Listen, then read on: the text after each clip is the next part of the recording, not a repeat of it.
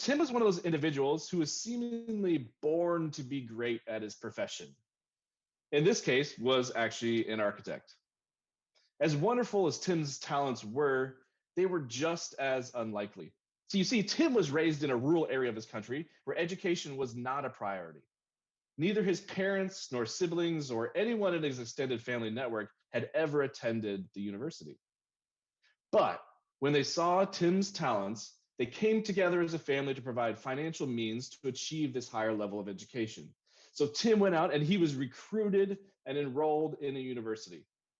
After several years of coursework and several very hard years of financial burden for him and his family, Tim graduated and was ready to start his profession. But it was at this point when I met Tim. And I met Tim, believe it or not, in my first year undergraduate class. Really a quietly unlikely place for a university graduate to be. But unfortunately, you guys, for Tim, unbeknownst to him, he had graduated from a corrupt diploma mill institution. While he did have a degree, the degree was not recognized and was worthless for the pursuit of his profession. So here he was, starting over, day one in my class. And this time, fortunately, though, with a scholarship. But after class, Tim approached me and asked one question that's so key for our discussions. He asked me, looked me straight in the eye and said, can I trust this university? How do I know this university education is not just an expensive piece of worthless paper? You see, Tim identifies one of several fundamental roles of integrity plays in the university. As an institution, we provide value through training, education, credentialing. The very foundation of our institutions and the very foundation of what we do is untenable. The second story is of a gentleman that I will call Bruce, again, changed for the name and for the sake of the story. Bruce, too, was a talented professional, having earned several notable industry awards, which led to his appointment in the government as an advisor and overseer of industry regulations. You know, I met Bruce in this capacity and built a friendship over intermittent conversations we had about twice a year. As typical, I would reach out to Bruce every 6 months or so for business, and that would lead to a day-long conversation and built friendship. One particular year, however, my request for a meeting went unanswered. Now, this was strange, but I let it be. Maybe Bruce was busy. Later that month, I had a business trip that took me to his location, where I went to his office and tried to re-engage in person. I was greeted by the administrative support upon my arrival and was promptly told that Bruce no longer worked there. This remained a mystery for a few years, but after several years, my curiosity in the matter was finally relieved when out of the blue, Bruce reached out to me. You know, as it turns out, Bruce unfortunately had been caught up in government corruption investigation for the practices of his department.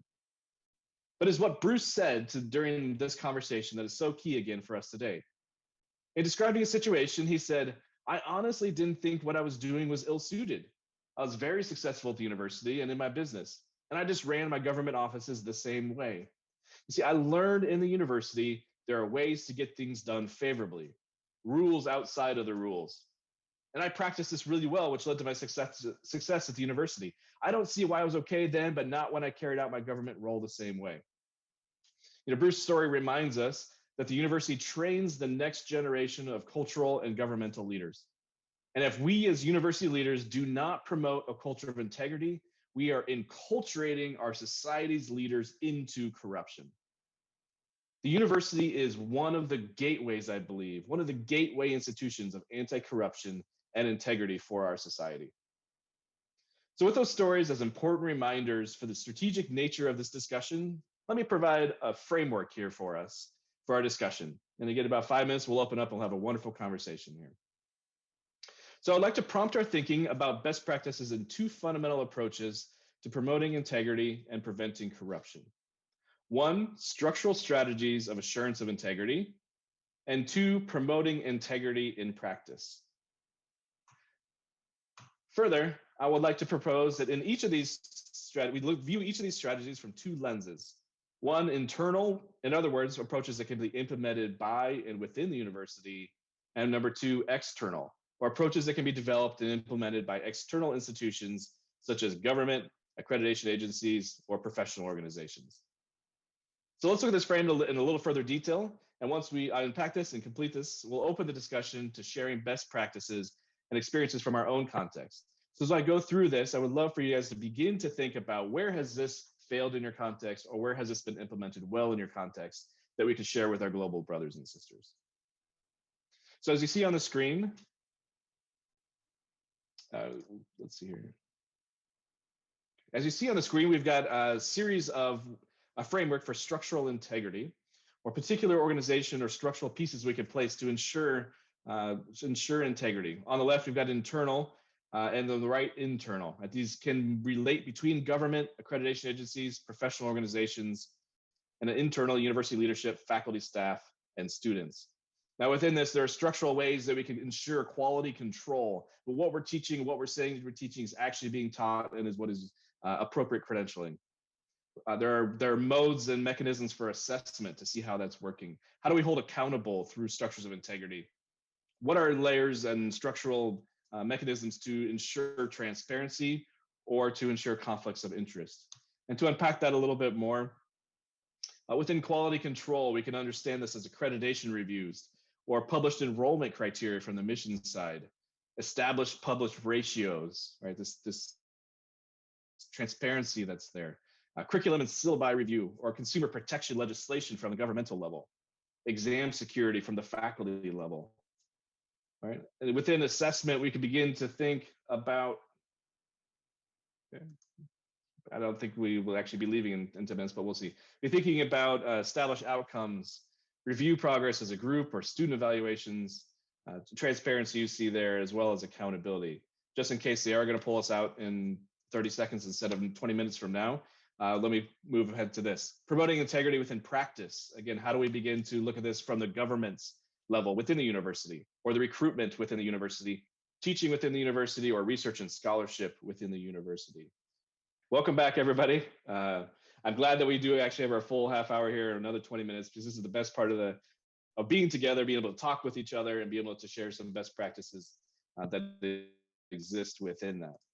Okay, so let me just unpack this for 2 more seconds, and then we're going to turn to the chat window, and we're going to return since we're a group of 20, we can unmute and begin to share best practices within this. So within promoting integrity of practice, these are within the leadership of the university. How can we promote expectations? How can we promote practices within that? Again, I'll put this up there just for reference. Let me now turn to us as a community within this. It would be helpful to know in what way or what roles each of the 20 of us play within our individual context. Seeing the bottom categorizations there, perhaps in the chat window, could you put, are you primarily involved in government, accreditation agencies, professional organizations, university leadership, faculty, staff? Of course, we're all students of life. Perhaps church would be another category within this.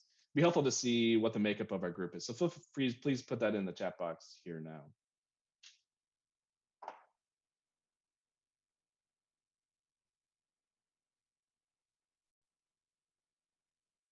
Good, Lazarus. Wonderful, Christine.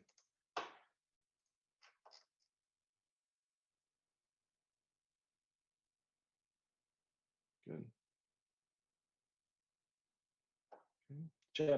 Chat box is a little box at the bottom of your Zoom window. Feel free to find that. We'll be using that as a basic mode of communication here. So let's turn our attention here to these 2 portions. Let's take this first. I propose we take the next 10 minutes to talk about structures of integrity, best practices, where you've seen it work, where it hasn't, and then we'll move to internal practices within promoting integrity. So understanding this, I want us to be free with our microphones. Feel free to open up and maybe ask and maybe begin to answer to our brothers and sisters, right? In your experience, in your context, have you seen internal structures promoted by the government or accredited agencies, professional organizations, be of influential structure to promote integrity, or what perhaps of the internal side of quality control or assessment or accountability be of use to that? So we will take brave souls who'd be willing to unmute and share some of their experiences within this. I did see that we had some accreditation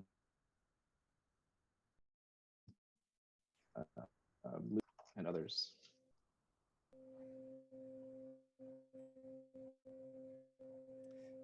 I think that one of the greatest dangers in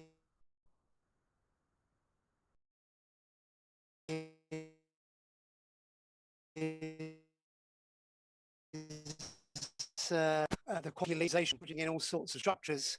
But then behind, there might be all sorts of other things going on.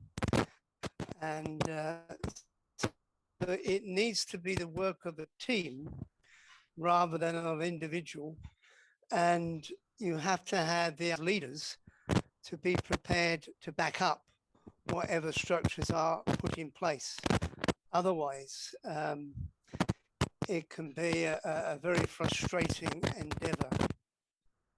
Yes, wonderful. And I see that even in institutions I've been at even the non-corrupt level, where assessment isn't understood to be valued by the leadership, and so it's a box to check, right? And nobody really puts greatness into it. Michael, I see that you're unmuted. Feel free, sir. If you were intending to unmute, Michael, that's fine. If not, that's great. So Brian, within that and others to the group, how in the internal side there, how is it that we can promote some of these not as window dressings or boxes to check? Where have you seen this working well? And what were some of the factors to allow this to work well? Brian identified leadership as a key part to this. Something that I attempted, but I wasn't able to follow through, is that quality assurance is often framed in a very negative sense, in terms of preventing the things that go wrong. And I tried to turn that around to try and see how we can build positively what is good. But I did find my colleagues unaccountably addicted to problems. So there it is. Yeah. Thank you, Brian. If I could. Please, Christine. My name is Christine Housel, and I work for globeethics.net. And it's not explicitly a Christian NGO, but we work with a lot of Christian networks, and we have a Christian founder and a lot of employees and theologians. But we're also seeking to be a place that gathers different communities. And what we are all about, just what the previous intervention said, which is creating learning processes which inspire leadership.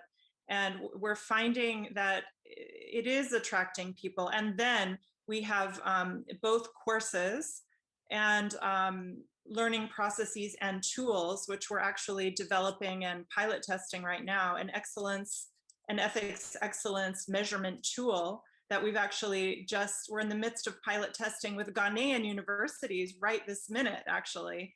And it is about bringing teams together and differing levels of the institution. So we work with faculty, administrators, students, and professionals. And then in the process, we seek to engage, government as well. So Christine, could you unpack that a little bit more? Tell us a little bit more about the tool and what's involved with that, or maybe some other tools that you guys have used that you've seen very successful. Well, so on the one hand, we have online courses, which one of the advantages to our platform is that it's international, and so you bring together teaching professionals or administrators, and they're interested and inspired by the practices of others and the challenges and problems.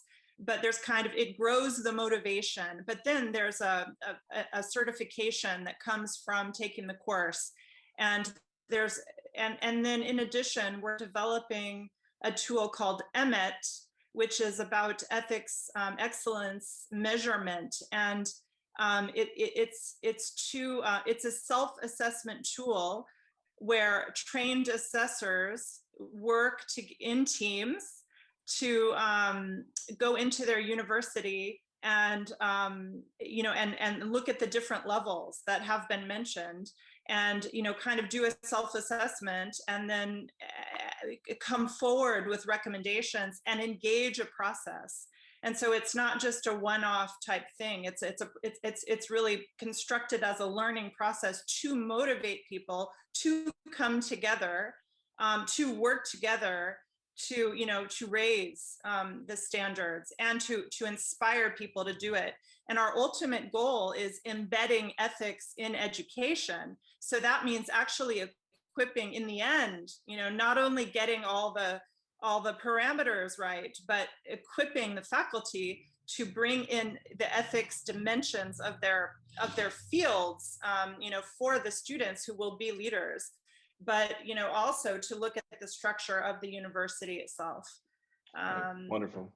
Thank you, Christine. That's great. We've heard from Brian that a challenge here is how do we not make this a window dressing or something that is a negative process? And Christine has echoed that, right? How do we make this so we can inspire people towards promoting a culture of integrity within this? Other individuals who can identify major challenges in their context and perhaps some solutions that I've seen out there. I've seen Lawrence on mute here. Hi, I'm Lawrence Chia from the National University of Singapore. Let me share from our tiny country and experiences. I've been in academia for some 50 years plus now. Christian-wise, I'm in the National Evangelical Alliance. I guess for many countries, there is a high correlation or symbiotic relationship between university and country, particularly where the university depends on the funds from government.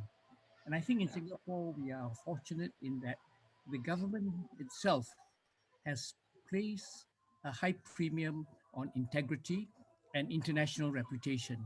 So likewise, the university treasures its international links and reputation, represented by the fact that our system requires external examiners from all over the world.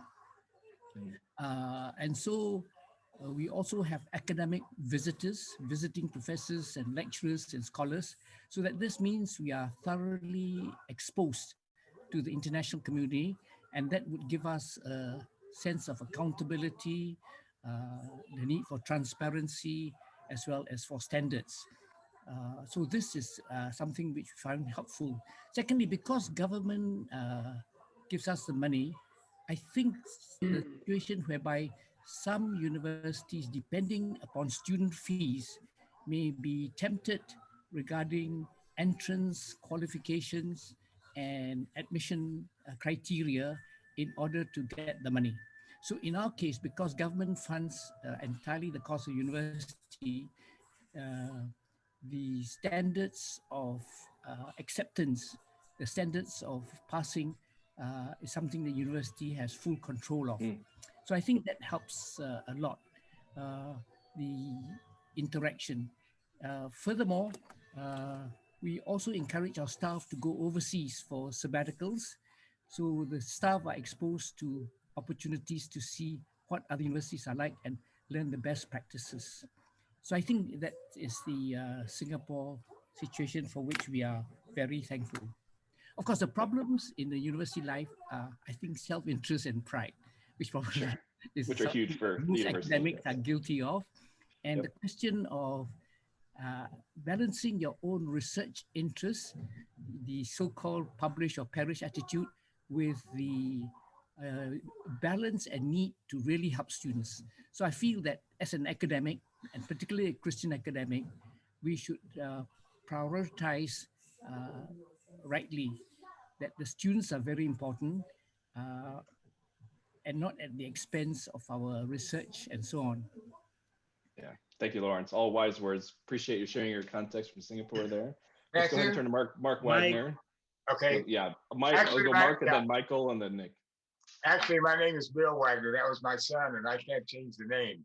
I have a very interesting situation, Matthew, that I hope nobody else has. The university I was with, very successful, founded about 17 years ago, very successful. And then suddenly the Southern District of New York, the district attorney, started going after several Christian organizations. They began to be a problem. And one of the ones they went after was us. They accused us of fraud. They accused us of $3.5 million fraud. They brought a court case against us. The media played it up big. Here is a university, Christian university, involved in fraud of computers, et cetera, et cetera, et cetera. The media played it up big. And it was really the government that went after us. After a long period of time, a court case, a lot of money, high-class lawyers, everything was forgiven. We were not guilty of what we did. And we won the case, but it was pretty devastating, number one, to our reputation. Number two, I think to Christianity in itself. And I'm afraid that the media is going to jump on anything like that and play it up. Now, you don't see anything in the media that says that everything was forgiven and there were no problems, but we're still suffering from that at this particular point. So I think we need to be very leery of government intervention and things like this. And we need to be sure that we have everything in order, which we did have. And so consequently, we're free now, but it was devastating. Yeah, right. And to reach back to Bishop F's conversation, there's no chink in your armor. You were found of an institution of integrity, which is an important step one. Unfortunately, right, in some contests, that media doesn't quite spin it that way. I'm sorry to hear about that, Bill. That's difficult, certainly. Let's go to Michael here as we run out of time. Thanks for sharing actually, that. I would yield to Dr. Nick Nedelchev, since we worked together very well in the past, and maybe perhaps I would speak after Nick. Please, Nick. I would like to mention that there are several people in this workshop, and I am to say big thank you, because most of the universities or most of the seminaries or Bible Institute put influence on very, very good biblical knowledge, which is great. Or some others says, you have to develop your skills because you are called for the ministry. And the people are major based on the way how they preach. But one of the things I have learned from both, from Bill Wagner and from Mike Johnson, and this is the same word, character, brothers. Put influence on character. If you help them to be built up as a Christ-like character, those people maybe will be not that knowledgeable, or they will be not the best preachers as Spurgeon, but they will have something, testimony to communicate, and they will be influenced. And I'm thankful that being leader of for quite long of Bible Institute, traveling in other countries, I noticed that those people who gave me this advice have been correct. Now, after more than 35, 40 years of being in training, praise the Lord, we have people who have been very successful in academical area, but also we discipline some of those because they are not faithful. Or some who became very big, they are bishops or they are archbishops in some areas. But the best are those who are humble, God-like, and God instrument. And let us follow this model. Thank you, Bill. Thank you, Michael Johnson. And we will see you maybe once again. Amen. Amen. Thank you, brothers and sisters. We have about 12 seconds left here. Greatly appreciate it. Never enough time. I hope this community can continue to be formed, continue to discuss about this all-important character development and leading our future leaders to the university into a life of integrity. Thank you all.